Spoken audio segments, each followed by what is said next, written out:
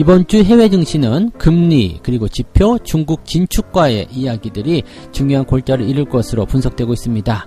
자, 일단은 국채금리가 안정화되고 있다는 것에서 어느 정도 안심하는 그런 모습이긴 합니다만은 뭐 중국과의 어떤 갈등이라든지 또 중국이 얼마 전에 발표한 그런 출구 전략과 관련된 내용들, 이런 내용들이 부담감을 주고 있습니다. 뭐 그런 반면에 이제 지표는 나쁘지 않습니다. 지표는 어느 정도 실업률이라든지 기타 등등 발표될 것으로 예상되는 지표들이 긍정적으로 만들어지고 있기 때문에, 자, 이러한 재료들이 서로 충돌했을 때 어떤 상황이 벌어질 것인지 알아보도록 하겠습니다. 최근에 자사주를 사들이는 기업들이 늘어나고 있습니다. 자, 자사주를 매입하는 기업들에 투자했을 경우에는 수익률 0% 이상이다. 즉 손해볼 일이 없다. 이런 식의 이야기들 나오고 있는데, 자, 이 자사주를 매입하는 기업들에 대한 투자 포인트가 또 달리 있다라고 합니다. 그리고 어느 정도 기간까지는 보유해야지만 이 수익이 원하는 만큼 나온다. 이렇게 나오고 있으니까 이 자사주 매입 기업들에 대한 이야기들 같이 알아보도록 하겠습니다. 큰손의 매도세는 지속될 것인가? 자, 연기금 매도가 어마어마하기 때문에 여기에 대해서 이제 부담감을 느끼는 사람들, 또 얄미워, 싫어 이렇게 생각하시는 분들 굉장히 많이 있으실 거라 생각합니다. 자, 이 국민연금이 회의를 통해서 뭔가 이제 그 비중을 좀 늘릴 수 있는 방법을 해야 되겠다라고 했지만 결론을 만들어내지 못했죠. 그래서 또 실망감을 안겨주고 있어서 매도세가 더 지속될 것이다. 뭐 이런 얘기도 나오고 있는데 여기에 대한 이야기들 종합적으로 같이 알아보도록 하겠습니다.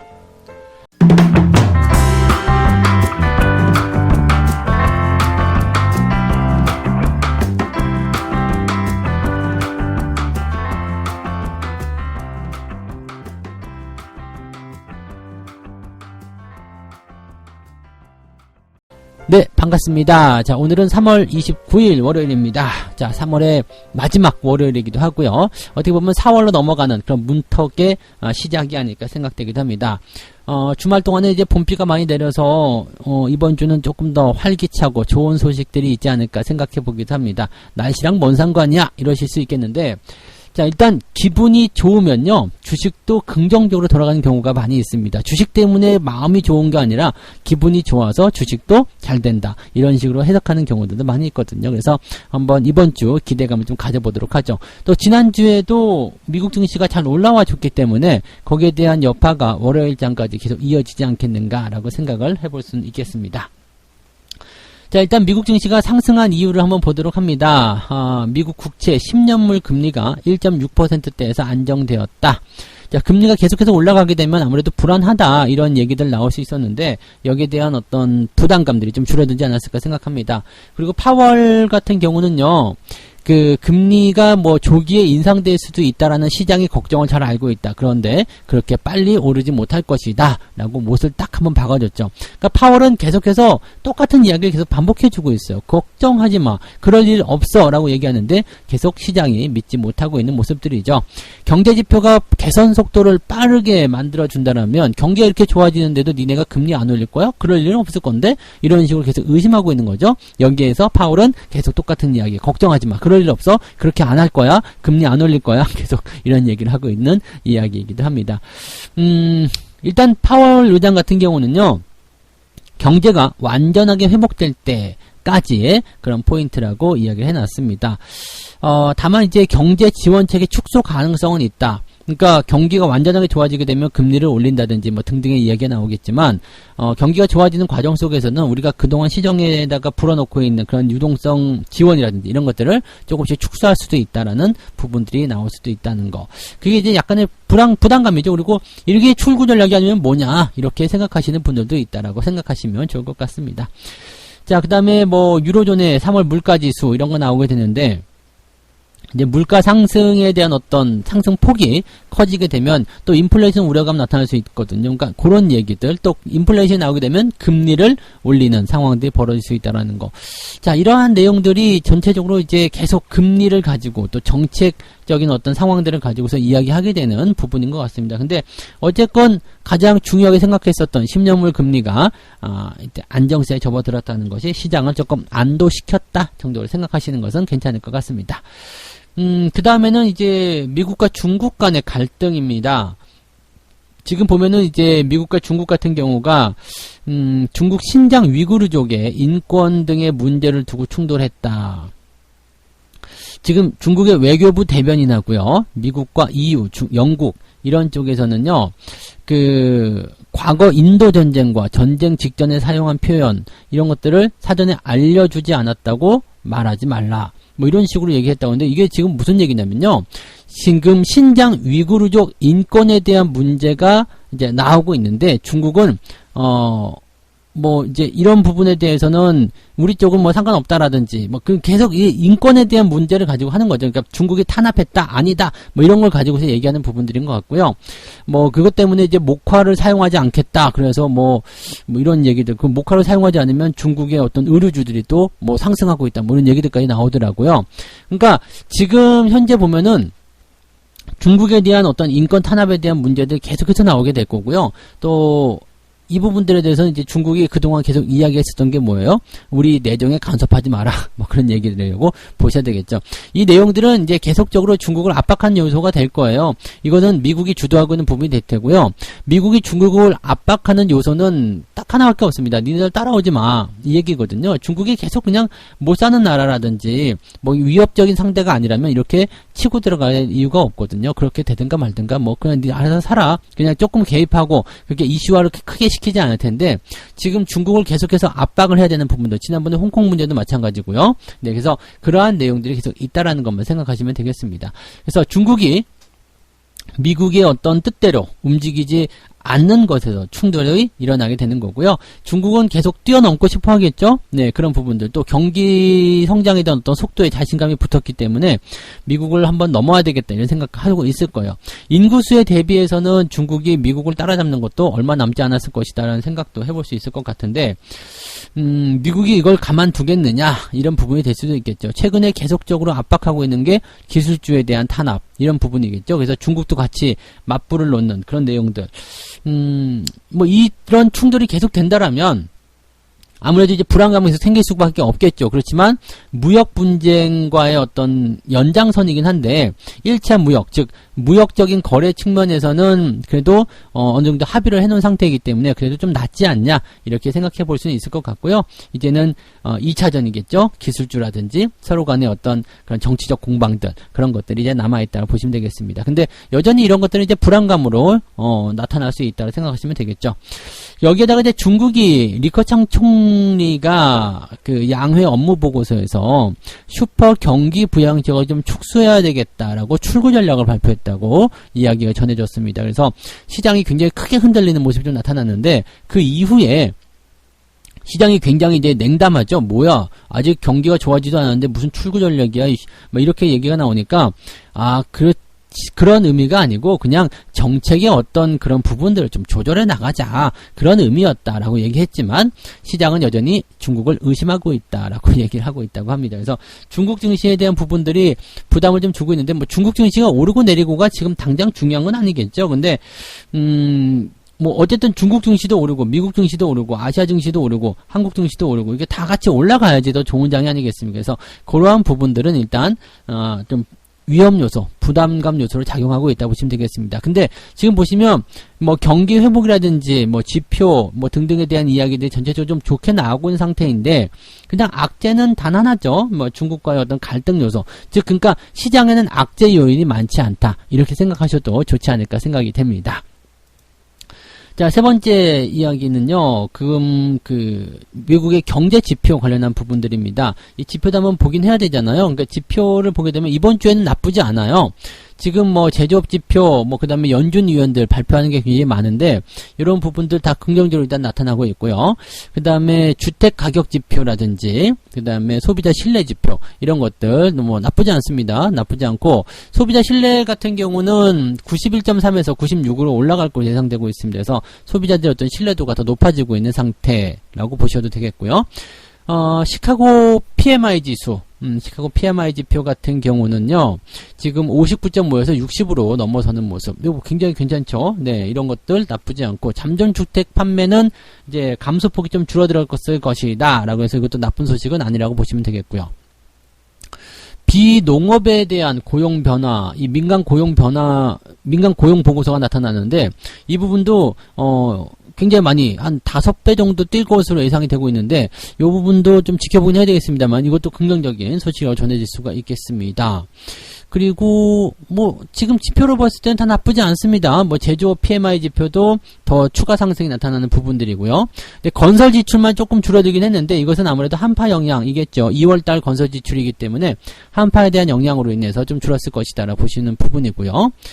그리고 비농업 부분에 대한 신규 고용 지표 이것도 37만 건에서 63만 건으로 크게 뜁니다. 그런 모습들. 실업률은 6.2%에서 6%로 조금 감소했을 것이다. 이런 식으로 얘기가 나옵니다. 그래서 뭐 지금 사실 이런 포지션 같은 경우는요. 경제 지표적인 측면에서도 시장에 우호적인 부분들이 굉장히 많다는 것만 좀 알고 계시면 좋을 것 같아요. 그러니까 지금 보시면 뭐 금리가 안정되어 있고 지표가 좋아지고 있고 그다음에 사람들의 투자 심리가 개선되고 있고 또 안정화되다 보니까 주가는 상승세를 보이고 있고 다 좋은데 중국과의 어떤 그런 갈등 요인들 그런 것들 끄집어 내가지고 가지고 왔다는 거. 즉, 재료가 굉장히 빈약하다는 얘기죠. 그래서 상승에 대한 기대치는 굉장히 높은 반면에 하락에 대한 우려감은 크지 않다. 이렇게 보시는 게 맞을 것 같습니다. 이번 주는 일단 주 초반에, 좋은 흐름들 연결시켜서 진행되지 않을까 생각되고 있고요. 지표상의 내용만 봐서는 이번 주 내내 분위기가 살아나지 않겠는가라고 생각해 볼 수 있는 부분이 되겠습니다. 사실 3월달에 만기일도 굉장히 좀 압박감을 좀 많이 받았었잖아요. 그래서 4월달 만기일도 가볍게 넘어갈 것으로 예상되고 있는 부분이기 때문에 아마도 이번 주 내내 분위기 좋아지지 않을까 이렇게 판단을 좀 해볼 수가 있을 것 같습니다. 좋은 분위기 속에서 좋은 결과들 많이 좀 만들었으면 좋겠습니다. 두 번째 이야기 가도록 하죠. 네. 자사주를 사들이고 있는 기업들이 늘어나고 있다. 자사주 사들이는 기업들, 자사주 매입이죠. 최근에 이제 자사주 매입의 공시가 계속적으로 늘어나고 있는데, 이 자사주 매입 같은 경우는요, 기업에 대한 자신감, 네. 우리 기업은 주가가 떨어질 기업이 아닙니다. 이만큼 떨어졌으면 저평가이기 때문에 지금 사야 돼요. 더 올라갈 겁니다. 우리도 살 거예요. 이런 식으로 얘기해주는 부분이고요. 주주가치 제고. 즉 유통주식수를 기업이 빨아들임으로 인해서 주주들이 보유하고 있는 주식의 가치가 올라가는 그런 상황들이 만들어진다 이렇게 보시면 되겠죠. 그래서 지금 보면은 이제 자사주 매입을 한 기업들 같은 경우는 대체적으로 수익률이 쭉쭉 치고 넘어가는 모습이 좀 많이 나타나고 있는데 대체적으로 평균 수익률이 9%대 10% 정도 수익률을 만들어내고 있더라 이렇게 이야기가 되고 있습니다. 근데 잘 살펴보시면 이제 평균 수익률이기 때문에 각자 온도 차이는 있겠습니다만 지난 작년 3월 같은 때 이럴 때 코로나로 인해서 굉장히 주가 많이 빠졌을 때 자사주 매입한 기업들 굉장히 돈을 많이 벌었을 것이다 라고 보실 수도 있겠죠. 그 당시에 현대차라든지 이런 것들 자사주 매입한 것들 기억나시죠? 단숨에 수익률 몇백억씩 나고 그랬었잖아요. 그러니까 그런 것들도 우리가 고민해 볼 필요는 있습니다. 그래서 자사주 매입은 언제나 마찬가지겠습니다. 주가가 많이 하락 국면에 있을 때, 그럴 때 쿡 잡아주게 되면 수익을 많이 보게 되시는 경우가 있을 겁니다. 자, 수익률이 0% 이상의 가능성, 즉, 손실나지 않고 상승할 가능성은 이제 공시가 나오고 나서, 자사주 매입 공시가 나오고 나서 63%, 그 다음에 일주일 이후에 67%, 한 달 정도 후가 됐을 때는 68% 정도 대부분 다 수익이 났더라, 라고 되어 있습니다. 그러니까, 자사주 매입 공시가 나고 나서 한 달 이후부터는 주가 상승에 대한 확률이 점점점 낮아졌는데 이것을 가만 생각해 본다면 공시 나오고 나서 한 달 정도 사이 동안에 주식을 보유하는 것이 가장 좋은 수익률을 가져다 준다. 이건 평균 통계이기 때문에 아무래도 일반화의 오류라든지 이런 것들이 생길 수 있습니다. 주식 같은 경우는 꼭 평균적으로 또 과거에 그랬기 때문에 움직인다 이런 건 아니잖아요. 그래서 일단은 자사주 매입을 한 기업들에 대한 경우는 대체적으로 주가가 올랐다는 것이 중요한 포인트이긴 한데 매매 포인트에 대해서는 수익률은 계속 달라질 수 있다는 것을 꼭 명심해 주셔야 될 것 같습니다.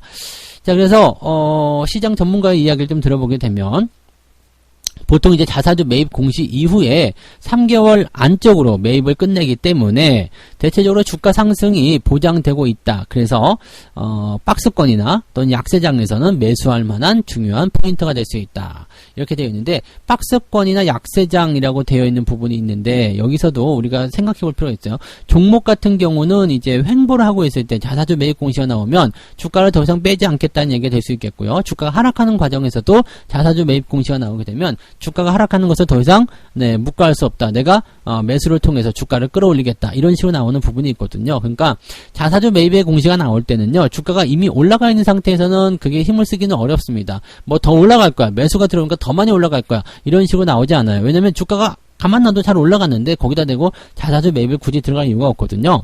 근데 주가가 잘 오르지 못한 상태나 아니면 계속 떨어지고 있는 상태, 불황해하고 있을 때, 주주들이 이탈할 것 같을 때, 그럴 때는 자사주 매입을 통해서 안정화를 시도한다는 이야기죠. 그래서 자사주 매입 공시가 나온 이후에 주가가 아직 덜 올랐거나 아니면은 떨어지는 포인트가 이제 현저히 줄어들어서 턴어라운드를 시도한다면 한 번 정도씩 관심을 가져보는 것이 필요하다. 이런 정도의 관심들을 생각하셔도 좋을 것 같습니다. 자사주 매입은 호재예요. 호재이기 때문에 그런 재료가 나오게 되면 일단 관심을 가지는 것이 가장 기본적인 포인트다라고 생각하셔도 좋을 것 같습니다. 자사주 매입 공시 나온 거 한번 찾으러 가보시는 것도 괜찮을 것 같죠? 네. 자, 세 번째 이야기 가겠습니다. 주식을 내다 파는 큰손 매도세가 지속될 것인가? 연기금이 지금 어마어마해요. 지금 2021년 1월부터 시작해가지고요. 지금까지 내용을 보니까 무려 얼마를 팔아먹은 거? 16조 원이네요. 외국인들도 지금 8조 원 넘게 팔았고요. 금융투자는 4조 원대, 투신도 마찬가지, 보험, 사모펀드 이렇게 되어 있는데, 이제는 뭐 4조 원, 5조 원 파는 거 뭐 웃기지도 않아요. 그냥 뭐 그 돈이냐? 이렇게 될 정도라서, 연기금이 지금 16조 팔아먹었다. 여기에 지금 꽂히고 있는 상태거든요. 지금 이런 포인트이기 때문에, 개인 투자자들이 지금 고점에서 다 물려가지고 이렇게 힘들어하는 거잖아요. 근데 더 중요한 게 있어요. 연기금과 외국인들이 팔아먹는 종목들은 전부 다 시총 상위 대형주라는 거죠. 그러니까 개인들이 들어가서 막 주가를 올리니까 어떻게 돼요? 얘네들이 팔고 나오면서 차익 실현들을 계속하고 있는 겁니다.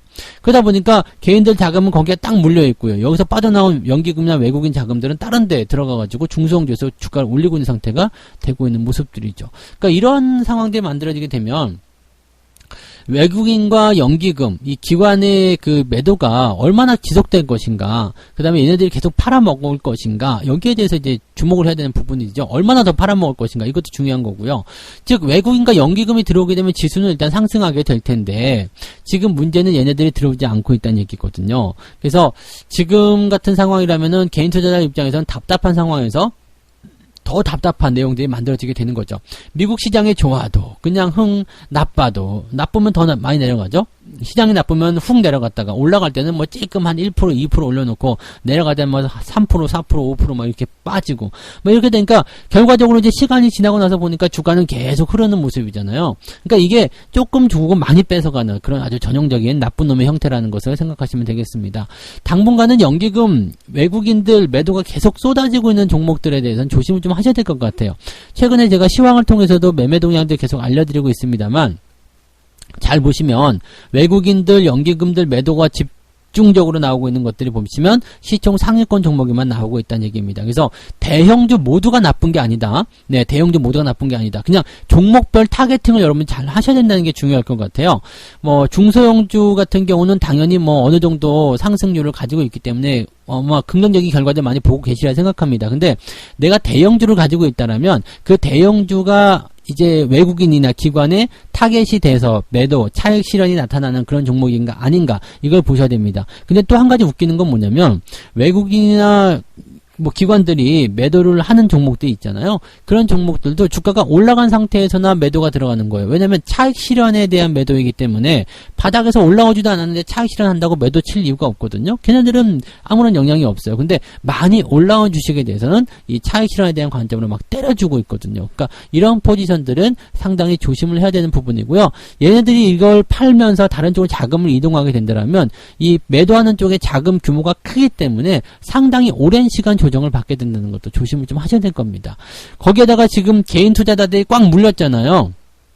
꽉 물려있는 상태이기 때문에 자신감이라든지 어떤 투자에 대한 어떤 관점들이 많이 위축되어 있단 말이에요. 그러다 보니까 지금 거래대금도 확 줄어들게 됐죠. 그리고 개인들이 매수를 못해요. 왜? 돈이 다 물려있기 때문에. 물타기 해봤자 또 물리거든요. 물타기 해봤자 또 물리니까 LIC 모르겠다. 팔지는 못하겠고 존버나 들어가자. 이렇게 그냥 관망세로 들어가 버리게 되는 상황이 벌어지죠. 여기서 매도가 계속해서 나오게 되면 어떻게 돼요?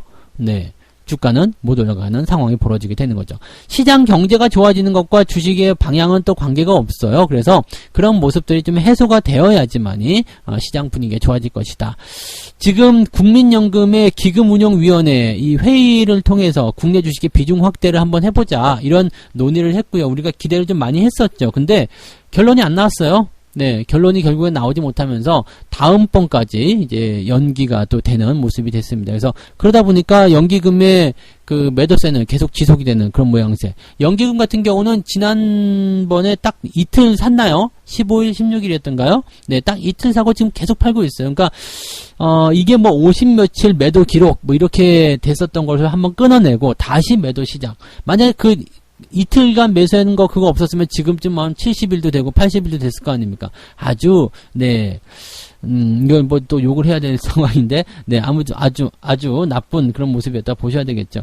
근데 뭐 지금 일단 이 상황에서 우리가 판단해 봤을 때는요, 연기금의 이런 매도, 그 다음에 그 외국인의 어떤 따라하는 매도 이런 것들 굉장히 좋지 않고요. 외국인들이 지난 주말에는 이제 매수를 좀 해줬잖아요. 이 부분은 또 우리가 어떻게 해석해야 되냐면 연기금이 매도한 것 이상으로 외국인이 사주게 되면 시장은 그나마 버티기가 된다거나 아니면 주가 상승할 수 있는 포인트가 됩니다. 근데 외국인의 매수도 우리가 좀 주목해야 되는 게 그동안 얘네들이 좋아했었던 그런 종목들이 아니에요. 왜냐면 개인들이 거기에 진을 많이 치고 있기 때문에 삼성전자 뭐 현대차 이런 것들 다 팔아치웠고요.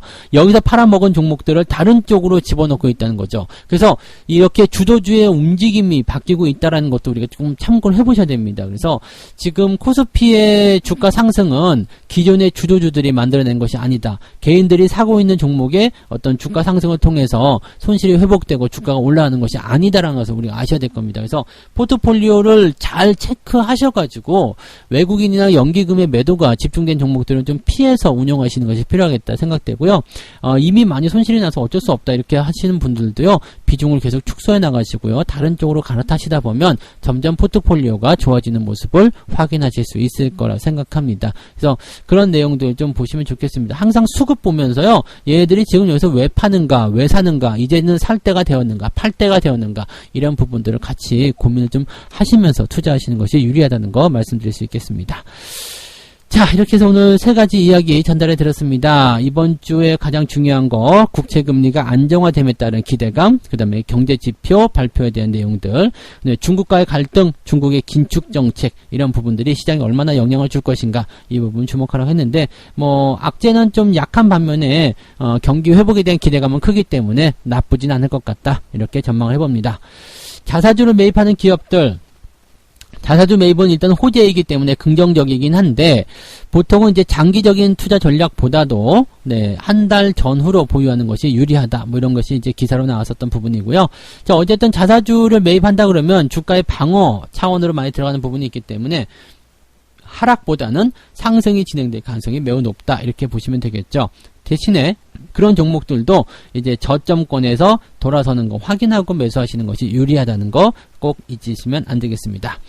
자, 큰 손해의 매도세는 지속될 것인가, 외국인이나 기관들 매도가 지속될 것인가에 대한 부분들인데, 이쪽 부분에서 이제 매도세가 지속되게 되면 아무래도 부담이 커지겠죠. 그래서 이런 부분들 좀 잘 체크하셔야 되겠고요. 연기금이나 외국인들이 매도하고 있는 종목들은 좀 피해 가시는 게 지금이라도 필요하지 않겠나 생각됩니다. 많이 빠진 것 같은 거 사야 되겠어. 이거 큰일 날 이야기니까 절대 그렇게 하지 마시고요. 얘네들이 이걸 팔아가지고 어느 쪽으로 가고 있는가, 그런 쪽을 잘 체크하셔가지고 포트폴리오를 옮겨가는 그런 전략으로 가시는 게 좋겠습니다. 자, 책 한 꼭지 읽고 마무리하도록 하겠습니다. 투자를 할 때는 어떤 한 가지 종류의 투자 상품이 언제나 최고의 투자 수익률을 올릴 수 없다는 점을 반드시 명심하라. 성공적인 포트폴리오를 구성하기 위해서는 여러 종류의 투자 상품에 대해서 개방적인 자세를 갖추는 것이 무엇보다도 중요하다. 자, 얼마 전까지만 하더라도 대형주들 없으면 못 살았어요. 대형주는 무조건 사야 되는, 대형주는 당연한 그런 어떤 포인트였는데, 지금은 어때요? 대형주가 아니라 중소형주잖아요. 이렇게 대형주가 영원할 것 같았지만 그렇지 않다라는 거 꼭 명심하셔야 된다는 거죠. 그래서 시장의 방향, 시장의 움직임에 맞춰서 유연한 대응을 해 나가셔야 된다는 거 한번 강조를 드리고 싶습니다. 자, 오늘은, 9시에, 무료 라이브가 진행됩니다. 그래서, 조금 있다가 9시에 또 라이브 오셔서 저하고 같이 월요일장 같이 열어보시기 바라고요. 자, 오늘도 성공투자 이어나가시고, 이번 주 내내 즐거운, 하루, 즐거운 일주일 만들어 가시기 바랍니다. 고맙습니다.